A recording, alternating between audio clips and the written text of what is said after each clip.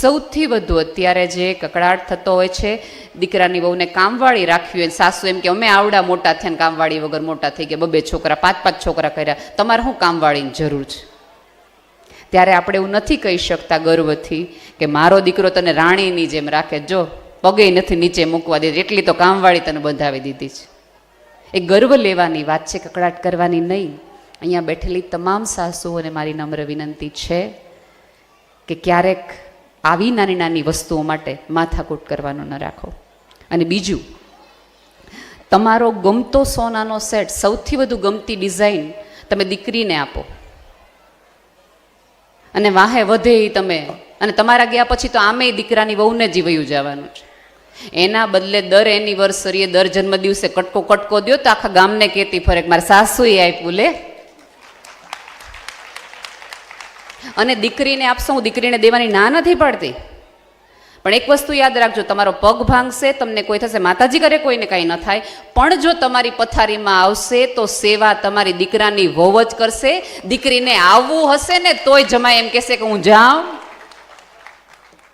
અને ત્યારે આવશે બેન વિદેશથી કે કઈ પણ જગ્યાએથી, અને તરત જ મમ્મી તમે આ નથી કરતા, મમ્મી તમે ઓલું નથી કરતા, મમ્મી તમે કેમ આ નથી કરતા, ભાભીને કહો બધું તમને આમ કરે, 5 મિનિટ સલાહ સૂચન કરીને મમ્મી હું જાઉં. અને એ સમયે ઓલી દીકરાની વહુ મને કે દેવાનું હતું ત્યારે એને દીધું અને પછી હવે કરવાનું. જે દીકરીઓ, મેં અનેક વાર કીધું છે કે જે દીકરીઓ પોતાના પિતાની કોઈ પણ પ્રકારની મિલકતમાં ભાગ માગે છે ને, એ તમામ દીકરીઓએ એ સહી કરતી વખતે ઓલી જવાબદારીમાં પણ પોતાનો ભાગ નોંધાવવો જોઈએ કે જ્યારે જવાબદારી લેવી પડશે ત્યારે હું આવીશ. આપણું એવું છે કે આપણને બધું જોઈ ખરી, હક્કો જોઈએ, ફરજોમાં આપણે, એ તો ભાઈની ફરજ છે. સાહેબ માનો કે ન માનો, આપણે ત્યાં તો જગતનું પહેલું વ્હીલ છે ને, એ દીકરી જતી વખતે કંકુના થાપા બાપની દિવાલ ઉપર ઈ મારીને આપે છે કે હું મારે હવે આ ઘરમાંથી કશું ન જોઈએ. એ પહેલા સિગ્નેચર છે. મને ખબર નથી તમારે ત્યાં આ પ્રથા છે કે નહીં, કે થાપા માર્યા પછી અમારે ત્યાં એવી પ્રથા છે કે પછી લાજ કાઢી લેવાની થોડી વાર માટે, એટલા માટે કે ક્યાંક મનમાં વિકાર ન આવી જાય ને બાપનો બંગલો જઈને ઈચ્છા ન થઈ જાય કે ના ના આમાં મને દેવાનું હજી, એટલા માટે જ કરિયાવરની પ્રથા હતી. તને જોતું હોય એટલું તું લઈ જા. અને દીકરીઓને પણ વિનંતી છે કે જ્યારે પિયરમાં થોડા વખત માટે જાઓ તો જનરલી એવું હોય કે ભાભીની અને નણંદની ઉંમર એક સરખી હોય, બહુ ખાસ ફેર ન હોય. એટલે એક દિવસ આવો એટલે તમને ચોક્કસ મજાથી રહેવું હોય, પરીની જેમ રહેવું હોય, મોડું ઉઠવું હોય, બધી મજા કરવાની, કોઈ જ ન્યા નથી. પછી બીજે દિવસે તો તરત તમારે ભાભીને કહેવું જોઈએ કે આ ખીખસ તું રોટલી વણ, હું ચોડવતી જાઉં. કામમાં થોડો સાથ આપો ને તો ભાભીને વાલા લાગો, એ રાહ જોવે. તમે પૂછો આ બધી વૃદ્ધ માજીઓને કે જ્યારે એ પિયર ગયા છે ને ત્યારે કપડાં ધોવાનું અને છોકરાઓ નવરાવાનું કામ હંમેશા નણંદનું હતું. ખોટી હોય તો પૂછી જુઓ આ બધા મા બાને. અત્યારે તો ભાભીએ પોતાનુંય કરવાનું, આનુંય કરવાનું, પાછું મમ્મી મારે વેફર લઈ જવાની છે તો કરાવી નાખજે પાછી. એના બદલે તમે ઈચ્છતા હો કે આજીવન તમારા ભાઈનું ઘરના દરવાજા તમારી માટે ખોલવામાં આવે, તમારે ઠપકારવા ન પડે, તમારે બેલ ન મારવા પડે, તો યાદ રાખજો કે હૃદયથી ભાભીને જીતવાનું રાખો.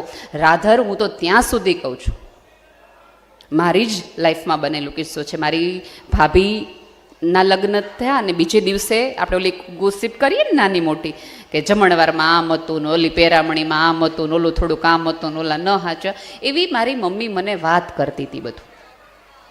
મારી ભાભી નીચેથી ઉતરી એટલે મારી મમ્મીએ મને આમ કોણી મારીને કીધું શીતલ આવી, હો બોલતી નહીં.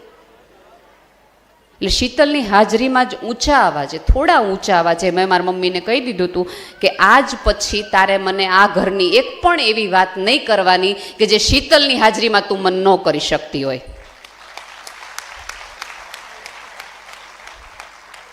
આ સ્ત્રીની હાજરીમાં જ ઘરની બધી જ વાત થવી જોઈએ. અહીંયાથી રિપીટેડલી ઓલી 9 સ્ત્રીઓએ તમને ભણવાનું કોન્ફિડન્સ આપવાનું કામ એટલા માટે તું કે તમે ભણો તો તમે આજુબાજુની સ્ત્રીની તકલીફ અને મૂંઝવણને ક્યાંક વધુ સારી રીતે સમજી શકો.